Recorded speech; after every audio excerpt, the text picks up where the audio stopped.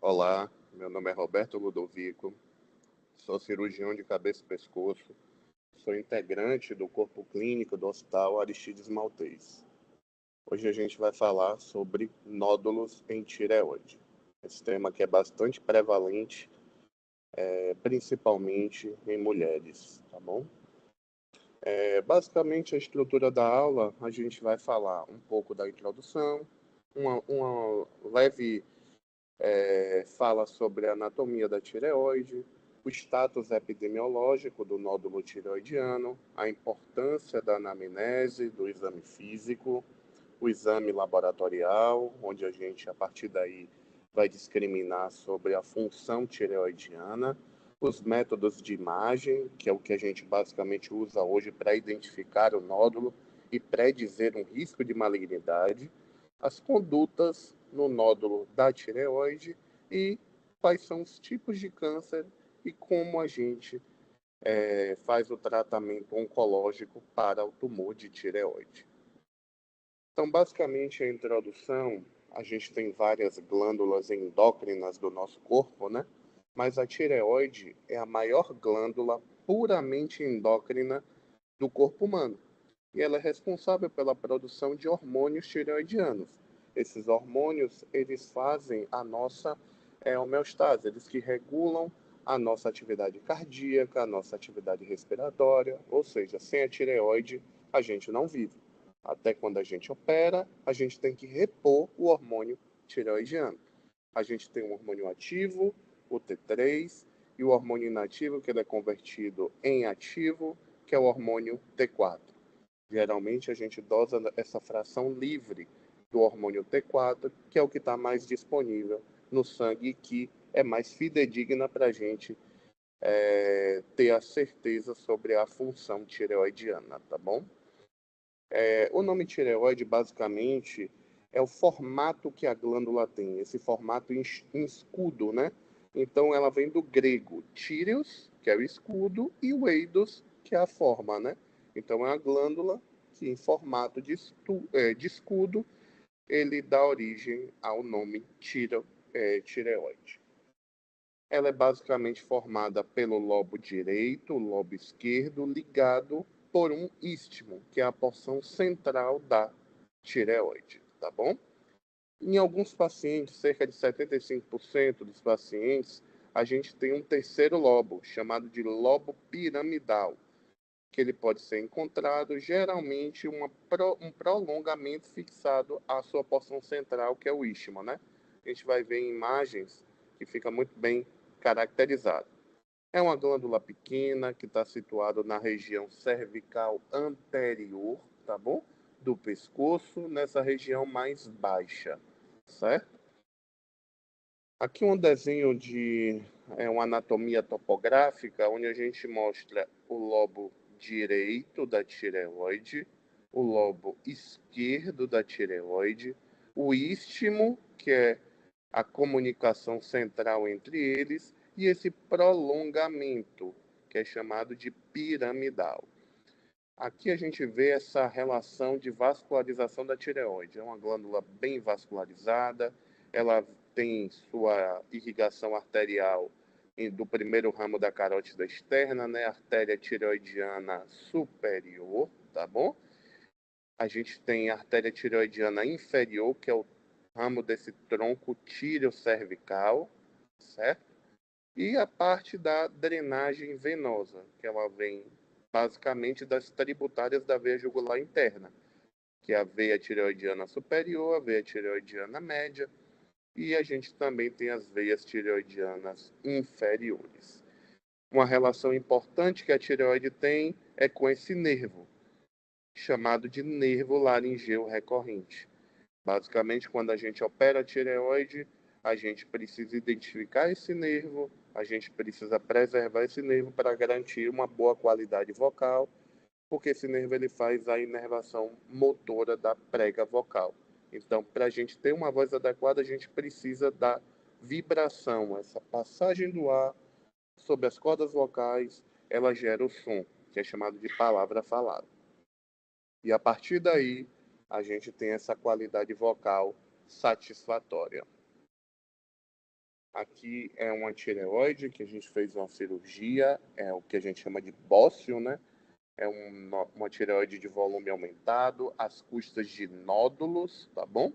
Então você vê aqui lobo direito, você vê nódulos no lobo direito, nódulo no istmo, na porção central, e nódulo à esquerda também. E esse prolongamento chamado de piramidal, tá bom? Essa é uma tireoide em vivo, uma tireoide aumentada de volume. A epidemiologia dos nódulos tireoidianos, eles são muito frequentes. Na literatura existe uma grande variação, né, da quantidade de prevalência do nódulo. Isso varia muito por conta da ultrassonografia. Tem ultrassonografistas que eles são mais experientes, têm aparelhos melhores, que conseguem identificar nódulos menores. É por isso que você tem essa prevalência de nódulos tão grande variando na literatura.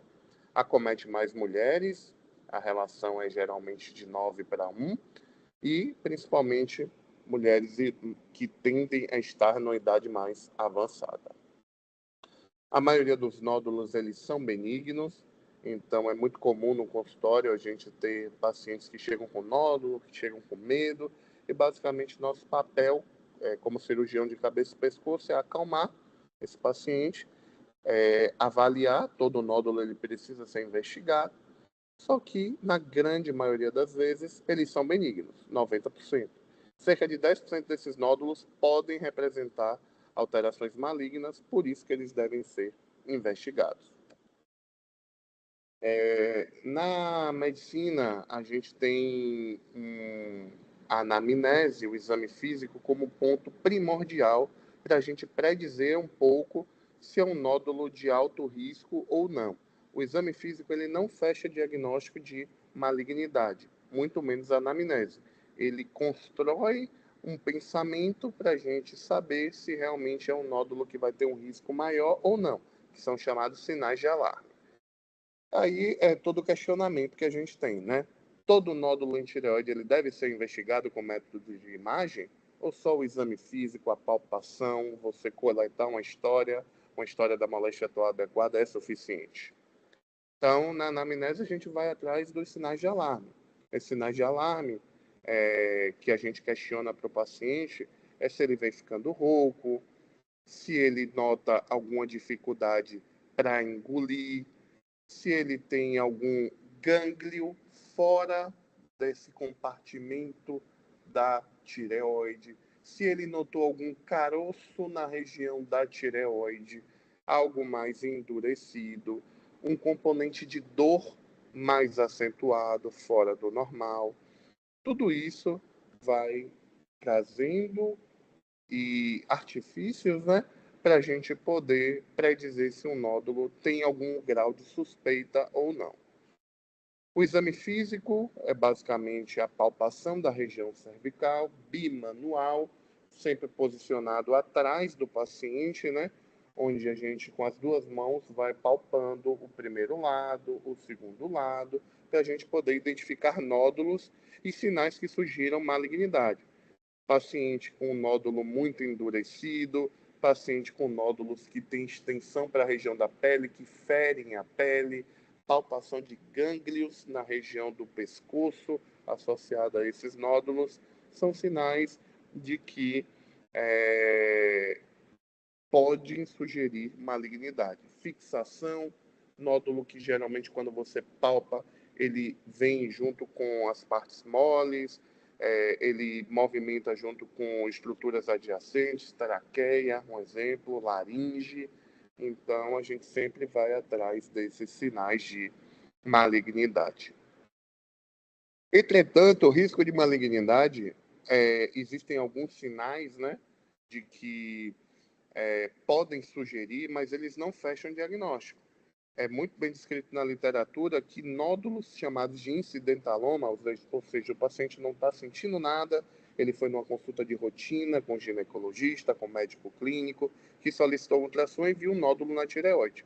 E a partir da classificação ultrassonográfica, ele prediz o risco. Por isso, já respondendo à primeira pergunta, todo nódulo na tireoide ele deve ser investigado com métodos complementares, porque nódulos pequenos, não palpáveis, eles podem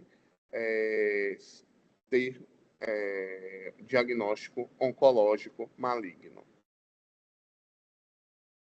Basicamente, aqui a gente tem discriminado os riscos de malignidade na história clínica, pacientes que já tiveram câncer, que precisaram de radiação na região cervical, esses cânceres na região de cabeça e pescoço, principalmente carcinoma escamocelular, onde a gente precisa fazer irradiação do leito oncológico e da sua via de drenagem linfática, é um fator de risco para a ocorrência de câncer de tireoide.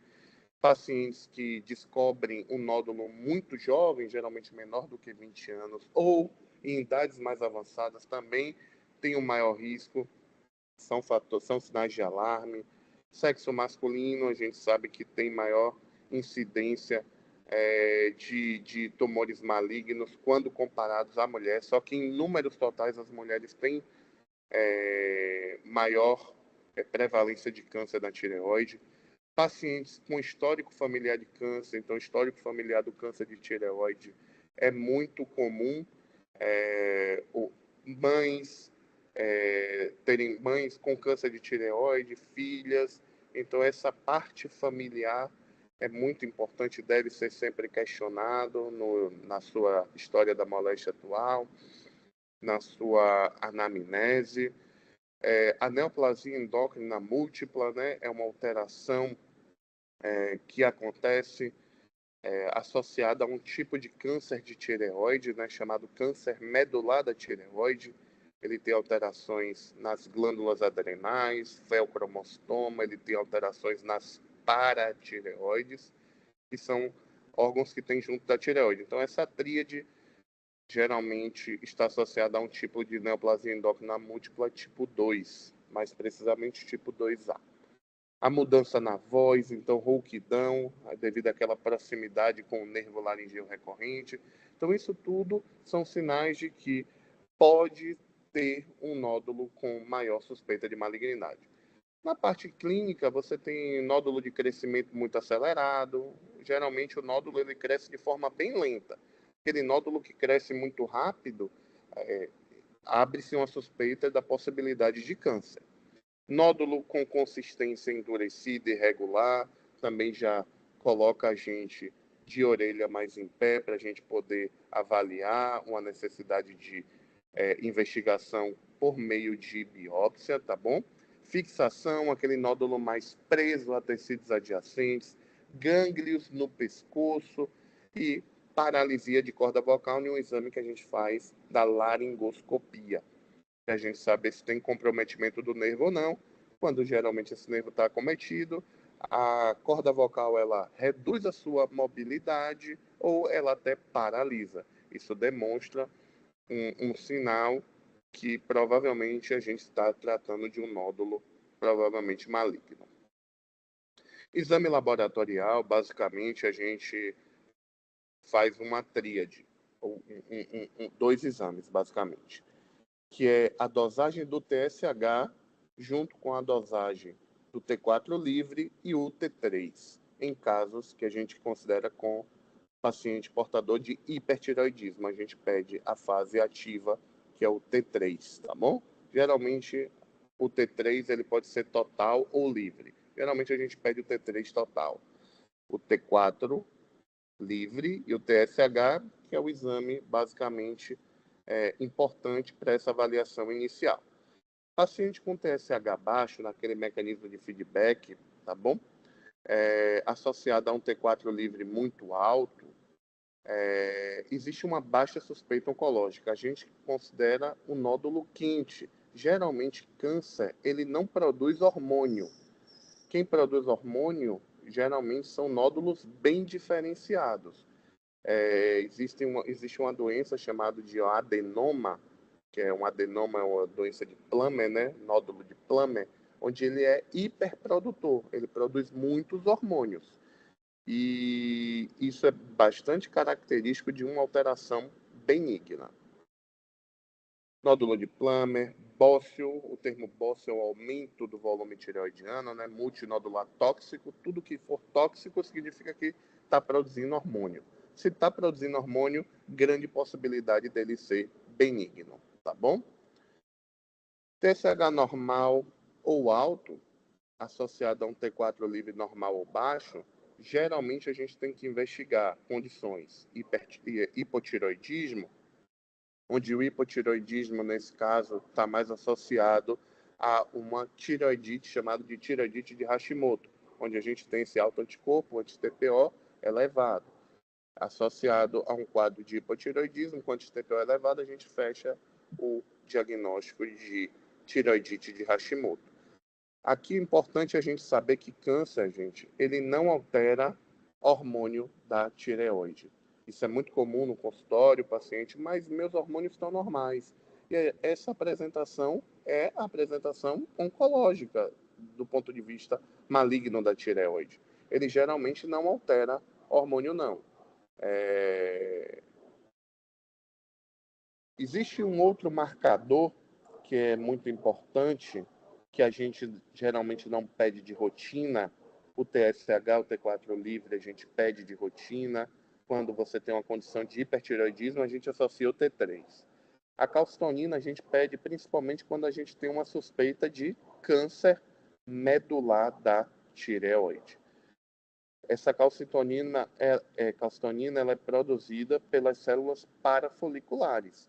E essas células, elas produzem, quando você tem uma alteração oncológica, elas produzem esse hormônio, e esse hormônio alto associado a nódulo na tireoide leva a gente a suspeitar desse quadro, tá bom? Um marcador que a gente nota que é muito solicitado, chega para a gente no consultório, é a tireoglobulina, no paciente que ainda não operou. Geralmente, para diagnóstico, a tireoglobulina ela não é boa. A gente não usa tireoglobulina para dar diagnóstico de tumor maligno. Basicamente, a tireoglobulina ela é usada no acompanhamento pós-operatório do paciente com câncer diferenciado da tireoide, principalmente o câncer papilífero da tireoide. É um marcador que a gente usa para predizer recorrência de doença, tá bom? Então, geralmente, a gente, antes de operar a tireoide, a gente não tende a pedir esse marcador, não. Métodos de imagem, a gente tem o nosso carro-chefe, né, que é o ultrassom da tireoide. Ele é importante, principalmente na identificação de nódulos. Ele vai predizer o volume da glândula, ele permite calcular o tamanho do nódulo, ele guia punções, a análise citológica, que é o que a gente geralmente faz quando a gente tem um nódulo suspeito. É um exame de boa sensibilidade, que é o que a gente quer no início. A gente quer captar o máximo de alterações possíveis. Então, é um exame onde a gente consegue identificar nódulos, inclusive nódulos muito pequenos. Não existe indicação de rastreio com ultrassom de tireoide, mas para alguns pacientes, aqueles que a gente já identificou como de maior risco, pacientes portadores de distúrbios da tireoide, hipotireoidismo, hipertireoidismo, paciente com histórico familiar de câncer de tireoide, pacientes que palpam nódulos na tireoide.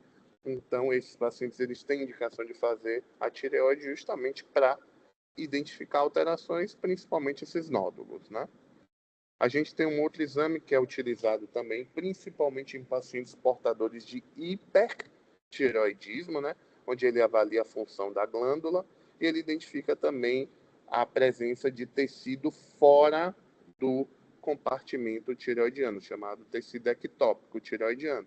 Ele é importante para a gente saber se é um nódulo quente, se é um nódulo frio, porque geralmente nódulos quentes a gente não tende a fazer punção. Como a gente falou, esse tecido bem diferenciado, na grande maioria das vezes, ele é benigno. Tomografia de pescoço, basicamente, a gente só deixa solicitado para paciente com nódulo tireoidiano muito grande, para avaliar a invasão de estruturas adjacentes, traqueia, esôfago, laringe, ou quando você tem uma alteração chamada de bócio mergulhante, essa extensão abaixo da fúrcula external, essa extensão subexternal, porque essa linha óssea do externo e da clavícula, osso não dissemina bem ondas ultrassonográficas. Então, a gente perde essa capacidade de visualização do nódulo quando ele mergulha para a caixa torácica por conta desse componente ósseo. Então, nesse momento, a gente lança a mão de tomografia de pescoço, de tórax, para avaliar esse componente mergulhante, ou quando a gente suspeita de invasão de alguma estrutura adjacente, tá bom? Aqui a gente tem um exemplo de um ultrassom da tireoide, anel traqueal, tá bom? Aquele istmo que a gente falou, lobo direito, lobo esquerdo. Então, esse é um desenho de uma tireoide normal, tá bom? No seu sentido transversal. Aqui a gente tem um exame chamado de cintilografia da tireoide. A gente vê um tecido bem captante aqui no lobo direito da tireoide, único. Provavelmente isso daqui é um adenoma de Plummer, um adenoma único, hiperprodutor, né? Esse tipo de nódulo geralmente a gente tende a não puncionar, não. E aqui a tomografia de pescoço, onde a gente vê esse bócio aumentado, né? Esse volume tireoidiano aumentado, as custas de nódulos, né? Esses componentes císticos aqui, degenerativos. Então, a gente vê um desvio, né, das estruturas, traqueia, com o esôfago bem comprimido. Então, para a gente ter, principalmente em bócios, tireoides de volume muito aumentado, a gente lança a mão da tomografia para avaliar invasão de estruturas adjacentes e esse componente principalmente mediastinal. A doença de Plummer, que a gente falou, que é esse adenoma tóxico, né? É um nódulo único, geralmente, é um nódulo único, autônomo, então, independente do estímulo, ele está produzindo hormônio tireoidiano. A apresentação clínica é um hipertireoidismo com nível de TSH baixo e o nível de T4 livre aumentado. Condição muito frequente em mulheres idosas, o diagnóstico geralmente é laboratorial associado à cintilografia, bom, desse nódulo quente.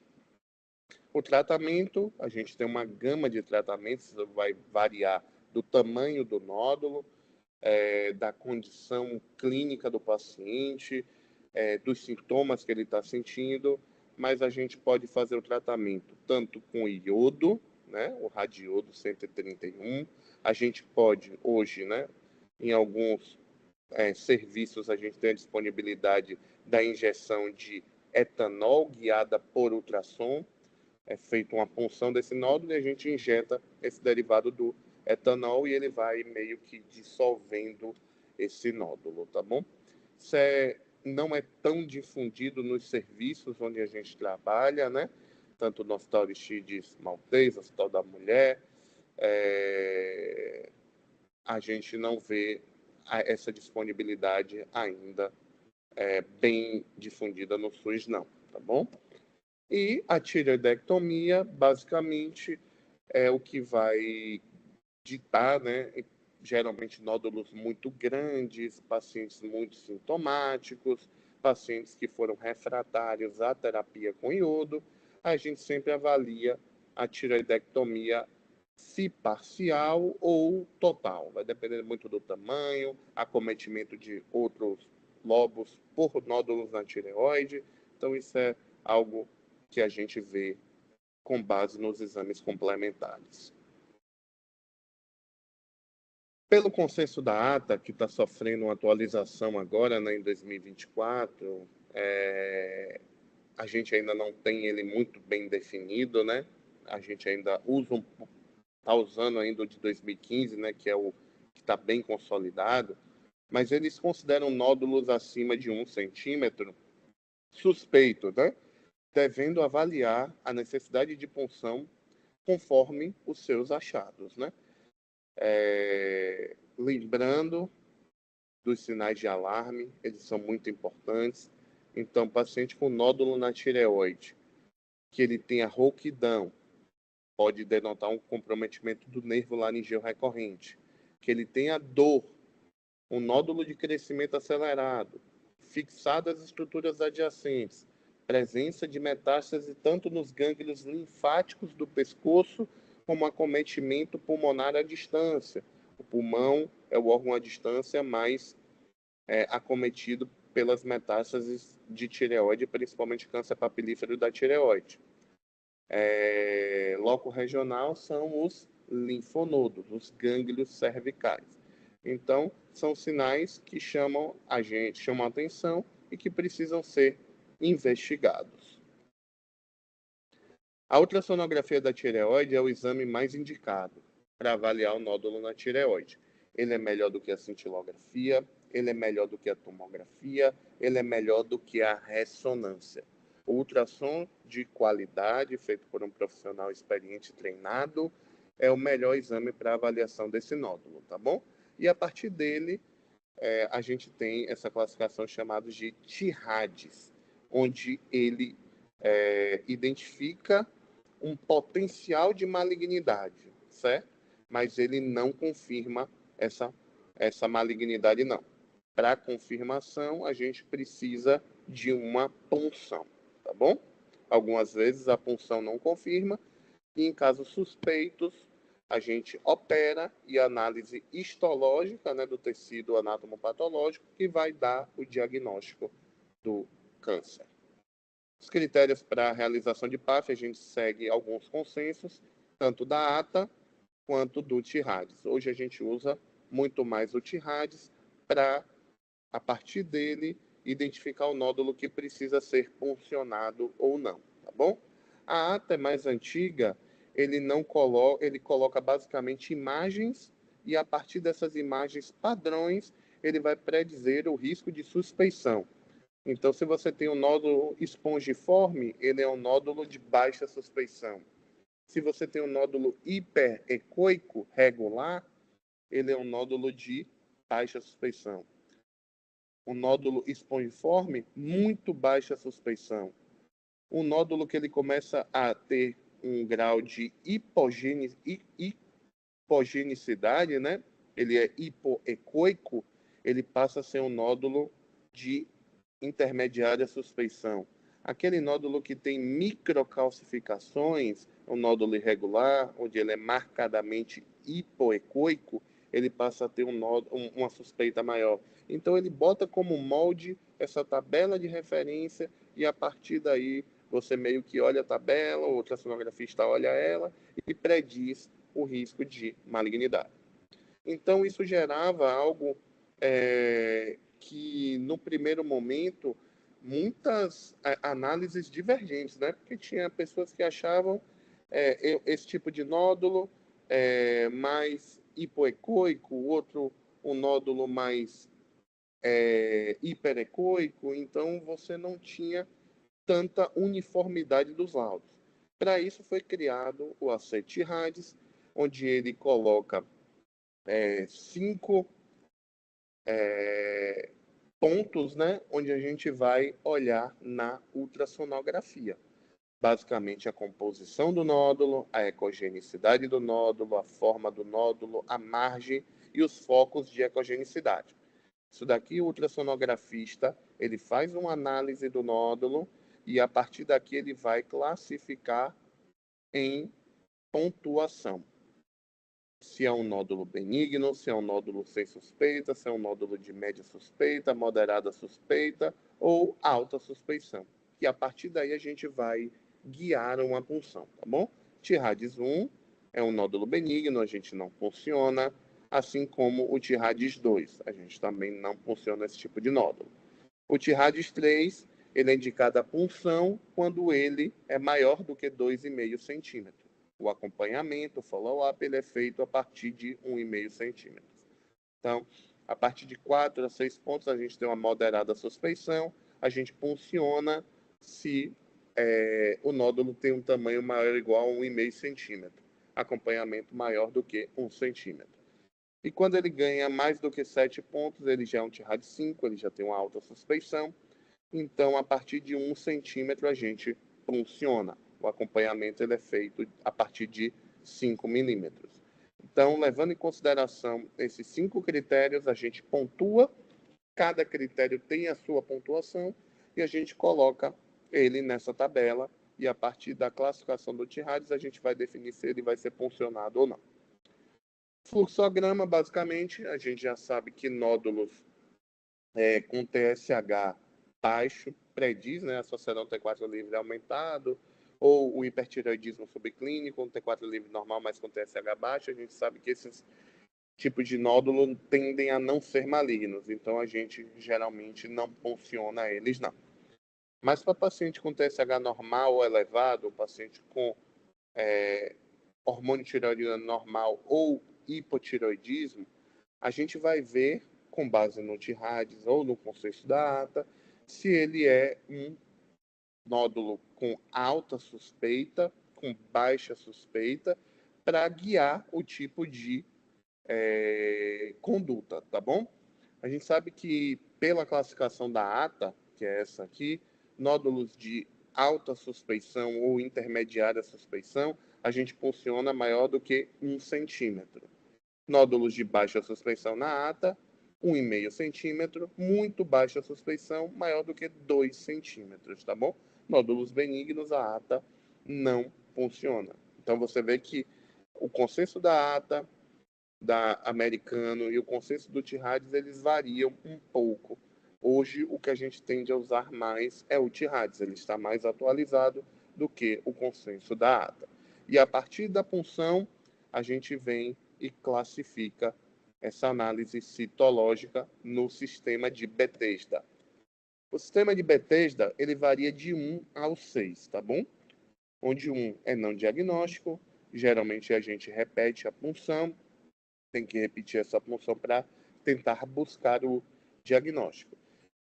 Isso acontece basicamente pela aspiração insatisfatória durante o procedimento. O patologista não consegue dar esse diagnóstico por falta de material. Bethesda 2 é benigno, geralmente a gente opera o paciente Bethesda 2 quando ele tem sintomas, que a gente chama de sintomas compressivos. Dificuldade para engolir, dificuldade para comer, ele fica engasgando, ele tem falta de ar ao realizar as atividades do dia a dia, ele se sufoca quando deita, porque comprime essas estruturas adjacentes, principalmente a traqueia e o esôfago. Atipia de significado indeterminado, a gente tende a repetir a punção, tá bom? Anteriormente era preconizado repetir com 3 meses, hoje a gente geralmente repete de forma mais precoce, dentro de 15 a 30 dias mesmo, tá bom? Bethesda 4, no contexto que a gente tem do Sistema Único de Saúde, a gente tende a indicar cirurgia. Essa análise genética, que é o MIR-type, a gente não tem disponível no Sistema Único de Saúde, não. Então, a gente geralmente opera esses pacientes, igual ao Bethesda 5 e o Bethesda 6. A partir do Bethesda 4, a gente tende a indicar cirurgia. Bethesda 3, a gente repete. Se 2 punções indeterminadas, a gente também indica o procedimento cirúrgico para dar o diagnóstico, tá bom? Câncer de tireoide, né? Na grande maioria das vezes a gente tinha falado, né, que o câncer da tireoide ele representa de 1 a 3% dos casos da população. Em mulheres é o 5º câncer, né, mais prevalente, segundo os dados do INCA, né? Então, os tumores diferenciados da tireoide, eles são os mais comuns, correspondendo a 90 a 95% dos casos de neoplasia maligna da tireoide. Os tumores diferenciados de origem folicular, a gente tem os 3 principais, que é o carcinoma papilífero da tireoide, o carcinoma folicular da tireoide e o carcinoma de células de Hürthle, sendo que o papilífero é o câncer mais comum. Os tumores pouco diferenciados, a gente tem o medular da tireoide e o anaplásico. O carcinoma anaplásico da tireoide é um tumor bastante agressivo, é um tumor com alta taxa de letalidade, na grande maioria das vezes, quando diagnosticado já em fase avançada, porque o crescimento é muito acelerado, a gente tende a não ter uma chance de cura muito grande, não. A chance de comprometimento e risco do paciente evoluir a óbito, ele chega próximo a 100%. O carcinoma papilífero da tireoide, como a gente falou, é o tumor maligno mais comum, é domínio no sexo feminino, principalmente nessa idade dos 20 aos 40 anos. Prognóstico é excelente, então Nosso papel inicialmente é acalmar o paciente, porque quando a gente escuta a palavra câncer, o paciente principalmente, a primeira coisa que a gente pensa é em morte. Na tireoide isso não é verdade. A gente sabe que o tratamento oncológico dos nódulos tireoidianos, principalmente do câncer papilífero da tireoide, a gente consegue taxas de cura próximas a 100%, e o paciente tomando hormônio, fazendo o tratamento adequado, ele consegue viver muito bem e durante muitos anos. É um tumor de crescimento lento e ele tem essas tendências às metástases e acometimento dos gânglios do pescoço. Bom, essas metástases à distância ocorrem entre 2 a 10% dos casos. A gente já falou, o principal órgão é o pulmão, osso vem em segundo lugar, sistema nervoso central em terceiro lugar, mas muito mais raro de acontecer, tá bom? Mesmo com acometimento pulmonar metastático, a gente indica cirurgia nesses pacientes e eles fazem a terapia com iodo depois, ainda mantendo uma boa possibilidade de cura, tá bom? O diagnóstico é feito por meio de ultrassonografia da tireoide, associado a essa punção aspirativa por agulha fina, que a partir do sistema de Bethesda, ele vai me predizer se é o Bethesda 1, não diagnóstico, 2, benigno, sendo indeterminado, 3, sendo a neoplasia folicular, o 4, se ele tem uma suspeita de malignidade, o 5, ou se ele confirma a partir desse líquido, que é o Bethesda 6, tá bom? Tomografia, a gente já falou, em ressonância, só são indicados quando a gente tem uma extensão submediastinal ou substernal, uma extensão para mediastino superior, ou quando você tem uma suspeita de invasão de estrutura adjacente. Traqueia, esôfago, laringe, a gente pede essa tomografia, porque isso vai guiar a nossa programação cirúrgica. O carcinoma papilífero, basicamente, a gente hoje tem uma tríade que segue, né? É cirúrgico, então o paciente com câncer de tireoide a gente opera, né? O câncer papilífero, ele é cirúrgico, então é o ponto-chave do tratamento, né? A cirurgia, onde a gente vai variar desde cirurgias parciais da tireoide até a tireoidectomia total, depende muito do tamanho do nódulo, alguns fatores, né, que a gente leva em consideração para indicar uma parcial ou uma total. O iodo, basicamente naqueles pacientes com um risco maior, né? Paciente moderado, alto risco, onde a gente julgue que o risco de recidiva seja maior. Então, para destruir aqueles tecidos microscópicos que a gente não vê na cirurgia e fazer o controle de tireoglobulina, a gente indica fazer a iodoterapia adjuvante. E a suplementação com levotiroxina, o famoso Puran, para a gente poder, a partir daí, fazer supressão tumoral. Hoje, em pacientes de baixo risco, a gente tem a estratificação do risco pós-operatório, a gente sabe que eles não precisam de doses altas, né? Mas em pacientes com riscos alto, metastático, a gente tende a dar uma dose maior, fazer a supressão hormonal, para a gente poder ter um controle melhor e reduzir o risco de recidiva. O segmento pós-operatório do câncer papilífero da tireoide, basicamente, ele é feito com exame de laboratório e ultrassonografia cervical. A ultrassonografia cervical geralmente é anual, tá bom? A gente sempre investiga se existem linfonodos atípicos, porque mesmo tirando a tireoide, pode ter comprometimento linfonodal no segmento pós-operatório. Então, ele é importante para avaliar essa questão de acometimento dos gânglios linfáticos. Exame de sangue, basicamente, a gente tem a tireoglobulina, e ela tem seu papel, e a antitireoglobulina, que é o anticorpo que é produzido. Então, a gente geralmente pede esses dois marcadores, porque se a gente pede a antitireoglobulina, porque se ele tiver alto e o tireoglobulina estiver baixa, muito provavelmente é a antitireoglobulina que pode estar baixando a tireoglobulina. Então a gente fica na dúvida, será que realmente está tendo um controle tumoral ou é a antitireoglobulina que está baixando? Então a gente sempre tem que pedir os dois juntos para saber por que a tireoglobulina está baixa, tá bom? Nossa meta é manter a tireoglobulina o mais baixo possível, tá bom? De preferência indetectável. Novos consensos, a gente hoje sabe que a gente não precisa de níveis tão baixos, né? É o ideal, mas pacientes que não conseguem esse nível indetectado, eles conseguem viver muito bem e a gente não precisa fazer iodo, principalmente no paciente de baixo risco, para obter esse nível indetectável, não, tá bom? E a tireoglobulina é importante porque sua elevação indica recidiva de doença. A partir daí, ver tireoglobulina em ascensão na curva, né, do acompanhamento, a gente tem que ir atrás de doença anatômica. Aí a gente precisa investigar esse paciente, porque provavelmente uma hora ele vai ter algum comprometimento. Geralmente, comprometimento é linfonodal. A gente tem um raio-x de tórax também, onde a gente acompanha esse paciente anualmente para avaliar se não tem nenhum acometimento metastático. Não existe indicação da gente ficar fazendo tomografias de rotina, não, tá bom? Principalmente no paciente de baixo risco.